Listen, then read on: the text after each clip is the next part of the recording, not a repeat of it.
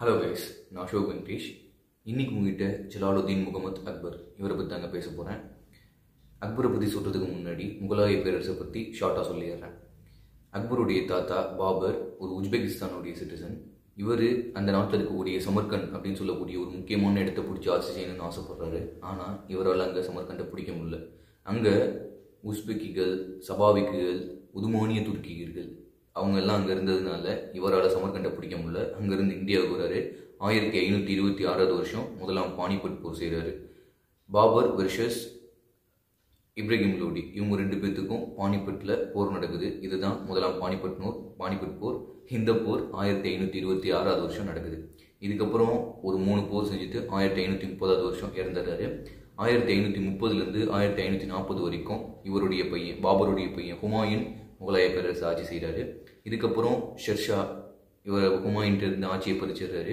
ஹுமாயூன் நாட்டை விட்டே ஓட வேண்டிய சுச்சுவேஷன் வந்துடுது. ஷெர்ஷா ஆட்சி செய்கிறாரு.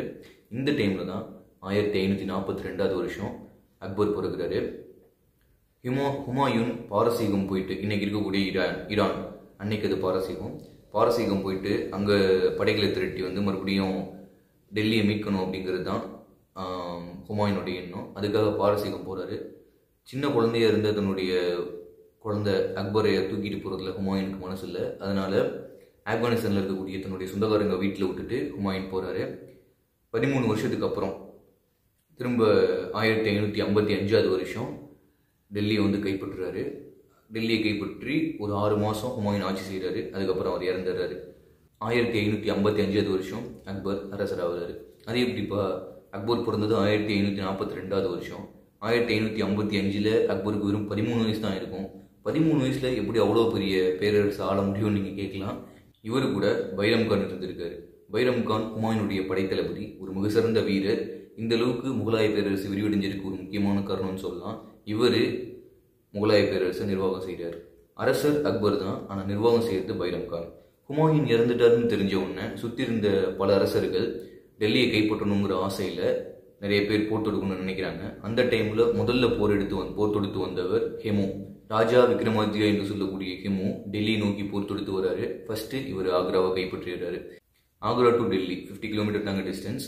ஆக்ராவை கைப்பற்றினதுக்கப்புறம் டெல்லியை நோக்கி பயணம் செய்கிறாரு. அங்கே டெல்லிக்கு பக்கத்தில் இருக்கக்கூடிய பானிபட் அப்படிங்கிற இடத்துல அக்பர் வெர்சஸ் ஹெமு ரெண்டு பேர்த்துக்கும் பெரிய அளவில் போர் நடக்குது. அக்பருடைய படையில் 10,000 வீரர்கள் தான் இருக்காங்க. அதோடு சேர்த்து ப்ளஸ் பீரங்கி படையும் இருக்குது. ஹெமுவுடைய படைகள் 30,000க்கும் அதிகம், ப்ளஸ் அதோடு சேர்த்து யானை படைகள் இருக்காங்க. ரெண்டு பேர்த்துக்கும் பெரிய அளவில் போர் நடக்குது. ஃபஸ்ட்டு ஹெமு ஜெயிக்கிற மாதிரியான சூழ்நிலைகள் வந்துடுது. பெரிய அளவில் முகலாய பேரரசு அடித்து அட்டிடுறாரு. ஹெமு ஜெயிக்கிற மாதிரியான சுச்சுவேஷன் வந்துடுது. இதுக்கப்புறம் ஹெமு தான் ஜெயிக்க போகிறாரு அப்படின்ற ஒரு சுச்சுவேஷனில் தூரத்துலேருந்து ஒரு அம்பு வந்து ஹெமுவுடைய கண்ணில் பட்டு குதிரையிலேருந்து கீழே விழுந்து துடிச்சு போயிடுறாரு. ஹிமு பாதிக்கப்பட்டார் அப்படின்னு தெரிஞ்ச உடனே ஹிமுடைய படை வீரர்கள்லாம் ஓடிடுறாங்க. அந்த டைமில் அக்பருடைய வீரர்கள் ஹிமுவை பிடிச்சிட்டு வந்து அக்பர் முன்னாடி விடுறாங்க. பைரம் கான் அவரை கொல்ல சொல்லி அக்பருக்கு அறிவுறுத்துறாரு. அதை மறுத்துறாரு அக்பர். அதுக்கப்புறம் பைரம் கானே ஹிமுவை கொண்டுறாரு. அக்பர் ஒரு 20 வயசை கிராஸ் பண்ணதுக்கப்புறம் பைரம் கான் மேலே மக்கள் ஒரு குற்றச்சாட்டு வைக்கிறாங்க அக்பர்கிட்ட. அது என்னன்னா, பைரம் கான் ஒரு ஷியா முஸ்லீம் பிரிவை சேர்ந்தவர். இவர் சுனி முஸ்லிம்ஸ் போன்ற மற்ற பிரிவினர்களை அடக்குமுறைக்கு ஈடுபடுத்துறாரு அப்படின்னு ஆதாரத்தோட மக்கள் அக்பர்கிட்ட புகார் அளிக்கிறாங்க. இதை கேட்டு மன வருத்தப்பட்ட அக்பர் அவரை டைரெக்டாக கூப்பிட்டு கேட்கல. ஏன்னா பைரம் கான் ரொம்ப வயசில் பெரியவர். முகலாய பேரரசு இந்த அளவுக்கு வளர்ச்சி அடைஞ்சது காரணமாக இருந்தவர். அவர் சின்ன பையனாக இருக்கும்போது நிர்வாக பொறுப்பேற்று நடத்தியவர். அவங்க அப்பா ஹுமாயூன் கூட ரொம்ப வருஷம் பயணம் செஞ்சவர். அப்படின்றதுனால ஹுமாயூன் டைரெக்டாக பைரம் கானை கூப்பிட்டு கேட்கல. அதுக்கு பதிலாக பைரம் கானை மெக்காவுக்கு புனித பயணம் மேற்கொள்ள சொல்லி அறிவுறுத்துறாரு. பைரம் கானும் அக்பர் சொன்னதை மறுக்காமல் மெக்காவுக்கு பயணம் மேற்கொள்கிறாரு. பைரம் கான் மெக்காவை நோக்கி போயிட்டு இருக்கும்போது ஆப்கானிஸ்தான் தானோன்னே பைரம் கானை கொண்டுறாங்க. குற்ற உணர்ச்சி அடைஞ்ச அக்பர் பைரம் கானுடைய பையனை கூப்பிட்டு அரசவையில் நிற்க வச்சு அவருக்கு ஒரு பட்டமும் கொடுக்குறாரு. இதுக்கப்புறம் 1562 மாலவம் பகுதியை அக்பர் கைப்பற்றுறாரு. 1564 கோண்டோனா பகுதியை அக்பர் கைப்பற்றுறாரு. 1568 சித்தூர் பகுதியையும் கைப்பற்றுறாரு. அன்னைய காலகட்டத்தில் மேவார் சமஸ்தானம் ரொம்பவே புகழடைஞ்சு இருந்தது.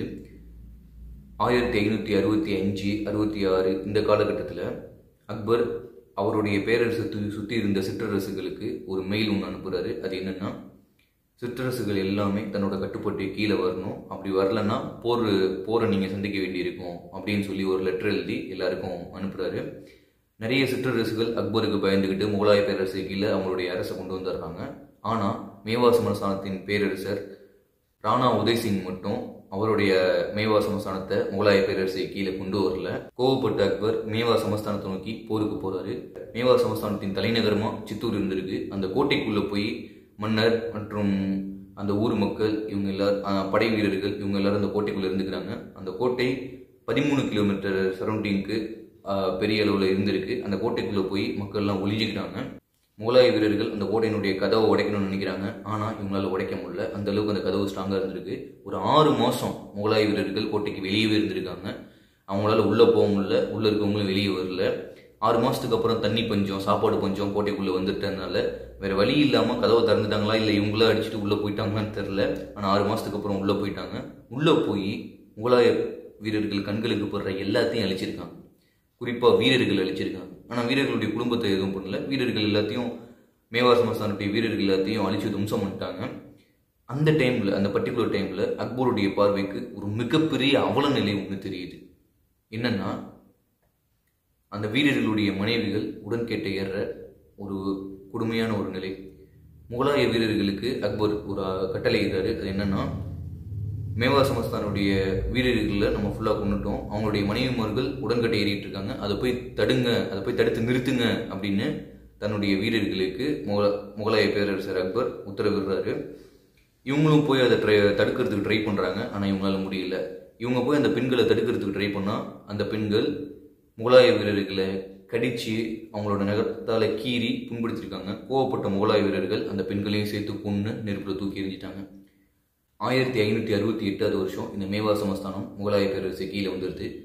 1573 வருஷம் குஜராத் முகலாய பேரரசு கீழே வந்துடுது. குஜராத் அன்னைக்கு இருக்க ஒரு வணிக நகரமாக இருந்திருக்கு. ஏற்றுமதி இறக்குமதி செய்யக்கூடிய ஒரு கடல்சார் போக்குவரத்து வணிக நகரமாக இருந்திருக்கு. இது முகலாய பேரரசு கீழே வந்ததுக்கப்புறம் முகலாயோட பேரரசின் பொருளாதாரம் கொஞ்சம் வளர்ந்துருக்குன்னு சொல்லலாம். இதுக்கப்புறம் 1576 வருஷம் இன்னைக்கு இருக்கக்கூடிய வங்காளம், பீகார் இதெல்லாம் முகலாய பேரரசுடைய கட்டுப்பாட்டு கீழே வந்திருக்கு. 1586 வருஷம் ஜம்மு காஷ்மீர் முகலாய பேரரசோட கட்டுப்பாட்டு கீழே வந்திருக்கு. 1591 வருஷம் இன்னைக்கு இருக்கக்கூடிய பாகிஸ்தானில் சிந்து ஸ்டேட் இது முகலாய பேரரசு கண்ட்ரோலுக்கு கீழே வந்திருக்கு. 1600 வருஷம் அகமது நகர் முகலாய பேரரசு கீழே வந்திருக்கு. அக்பர் காலகட்டத்தில் முகலாய பேரரசினுடைய எல்லை பார்த்தோம்னா ஆப்கானிஸ்தானில் இருக்கு. இன்னைக்கு ஆப்கானிஸ்தானில் இருக்கக்கூடிய காபூல், கந்தகார், இன்னைக்கு அடுத்து நம்ம இந்தியாவில் இருக்கக்கூடிய குஜராத், எம்பியில் ஒரு சில குறிப்பிட்ட பகுதிகள், வெஸ்ட் பெங்கால், பங்களாதேஷ், பீகார், அப்படியே ஜம்மு காஷ்மீர் இதெல்லாம் இருந்திருக்குங்க. காபூலில் ஆரம்பித்து பீகார் வரைக்கும், பீகார், வெஸ்ட் பெங்கால், பங்களாதேஷ் வரைக்கும் ஒரு மிகப்பெரிய ஒரு அரசை அக்பர் கட்டமைச்சிருக்கார். அக்பர் எந்தெந்த சிற்றரசுகள்லாம் தன்னுடைய கட்டுப்பாட்டு கீழே எடுத்துகிட்டு வந்தாரோ அவங்களோட ஒரு நல்ல உறவு வச்சுக்கணும் அப்படிங்கிறதுனால அந்த சிற்றரசுகளில் இருக்கக்கூடிய இளவரசிகளை திருமணம் செஞ்சு கொண்டாரு. அதில் முக்கியமான ஒரு பெண் ஜோதா. அவங்கள ரொம்பவும் லவ் பண்ணியிருக்காரு. அக்பருக்கும் ஜோதாவுக்கும் பிறந்த பையன் தான் ஜஹாங்கீர். இவர் தான் அடுத்த முகலாய பேரரசர் ஆகிறாரு. தனக்கப்புறம் யார் இந்த பேரரசை கட்டமைக்க போறா அப்படின்றதுல அக்பருக்கு மிகப்பெரிய ஒரு கவலை வந்திருக்கு. இவருக்கு மொத்தம் 3 பசங்க இருந்திருக்காங்க. நிறைய மனைவிமார்கள் இருந்திருக்காங்க. அது குறிப்பிடத்தக்க 3 பசங்க இருந்திருக்காங்க. இந்த 3 பேருமே சரக்குக்கு அடிக்ட் ஆகி எனி டைம் தண்ணி போடுறது, பொண்ணுங்களோட ஊர் சுற்றுறது, இந்த மாதிரியான வேலையை பண்ணிட்டு இருந்திருக்காங்க. 2 பேர் சின்ன வயசுல இறந்து போயிட்டாங்க ஜஹாங்கீரை தவிர. ஜஹாங்கீர் ஒருத்தர் மட்டும்தான் இருக்காரு. இவரும் பெரியவங்களை மதிக்காம, பெரியவங்களுக்கு மரியாதை கொடுக்காம, அப்பாவுக்கும் மரியாதை கொடுக்காம எனி டைம் சரக்கு போட்டுட்டே அழைச்சிட்டு இருந்திருக்காரு. இவருக்கு ஒரு செக் வைக்கணும் அப்படின்றதுனால அமைச்சர்கள் அரசருக்கு ஒரு அறிவுறுத்தல் செஞ்சுருக்காங்க. அது என்னன்னா, ஜஹாங்கீருடைய பையனை அடுத்த அரசரை அறிவிச்சு விட்டுருங்க அப்படின்னு அமைச்சர்கள் அக்பர்கிட்ட சொல்றாங்க. அக்பரும் அதே செய்கிறாரு. தப்பா உணர்ந்த ஜஹாங்கீர் அப்பா கிட்ட வந்து மன்னிப்பு கேட்கிறாரு. ஜஹாங்கீர் மன்னிப்பு கேட்டதுக்கப்புறம் அக்பரையும் இவரை மன்னிச்சு விட்டுறாரு. இதுக்கப்புறம் அடுத்த அரசர் ஜஹாங்கீர் அப்படின்னு அறிவிப்பும் கொடுத்துறாரு. இதுக்கப்புறம் 1605 வருஷம் அக்பர் மரணப்படுக்கையில் படுக்கிறதுக்கு முன்னாடி ஜஹாங்கீரை கூப்பிட்டு நீ நல்லாட்சி செய்யணும் அப்படின்னு சொல்லி ஜஹாங்கீருக்கு அறிவுறுத்தல் கொடுத்துட்டு 1605 வருஷம் அக்பர் இறந்துடுறாருங்க. இவருடைய கல்லறை ஆக்ராவில் இருக்குது. இன்றைக்கும் ஒரு முக்கியமான டூரிஸ்ட் பிளேஸாக இருக்குது. இவங்க அப்பா ஹுமாயூனுடைய கல்லறை நியூ டெல்லியில் இருக்குது. அக்பருடைய தாத்தா பாபருடைய கல்லறை காபூலில் இருக்குது. இன்றைக்கும் இது மூணையும் பார்த்தீங்கன்னா ஒரு அழகான கல்லறையை அரசாங்கம் மெயின்டைன் பண்ணிட்டு வராங்க. இந்து மத குருமார்களை கூப்பிட்டு பேசியிருக்காரு, இஸ்லாமிய மத குருமார்களை கூப்பிட்டு பேசியிருக்காரு, கிறிஸ்தவ மத குருமார்களை கூப்பிட்டு பேசியிருக்காரு, சீக்கிய மத குருமார்களை கூப்பிட்டு பேசியிருக்காரு. இந்த மாதிரி நிறைய குருமார்களை கூப்பிட்டு பேசியிருக்காரு. ஆனால் இவரை எந்த ஒரு மதமும் திருப்திப்படுத்தலை. அதனால் இவர் புதுசாக ஒரு மதத்தை தொடங்குறாரு. தி ஹிலாய், தமிழில் உண்மையின் மதம் அப்படின்னு சொல்லக்கூடிய ஒரு மதத்தை தொடங்கியிருக்காரு. இந்த மதத்தை எல்லாரும் கண்டிப்பாக ஃபாலோ பண்ணணும் அப்படின்னு யாருக்கும் ஒரு கட்டளையெல்லாம் விதிக்கலை. விருப்பம் இருக்கிறவங்க வந்து சேர்ந்துக்கலாம், விருப்பம் இல்லாதவங்க சேர வேண்டிய அவசியம் இல்லை அப்படின்னு சொல்லிட்டு ஃப்ரீயாக விட்டுட்டு அவர் வாழ்க்கையில் கட்டுற அனுபவங்களை வச்சு ஒரு குறிப்பிட்ட கொள்கைகளை வச்சு தி ஹிலாய்னு சொல்லக்கூடிய ஒரு மதத்தை தொடங்கி அதை ஃபாலோ பண்ணிட்டு இருந்திருக்காரு. இவருக்காக ஒரு 50 பேர் அந்த மதத்தை ஃபாலோ பண்ணுறாங்க. எனக்கு பர்சனலாக அவர்கிட்ட பிடிச்சது அவருடைய மத நல்லிணக்கம் தாங்க. உங்களுக்கு அவர்கிட்ட பிடிச்சது என்னன்றதை கமெண்ட்ல சொல்லுங்கள். இந்த வீடியோ உங்களுக்கு பிடிச்சிருந்தா லைக் பண்ணுங்கள், ஷேர் பண்ணுங்கள், நம்மளுடைய சேனலுக்கு சப்ஸ்கிரைப் பண்ணுங்கள். தேங்க்யூ ஃபார் வாட்சிங் this video. Have a great life.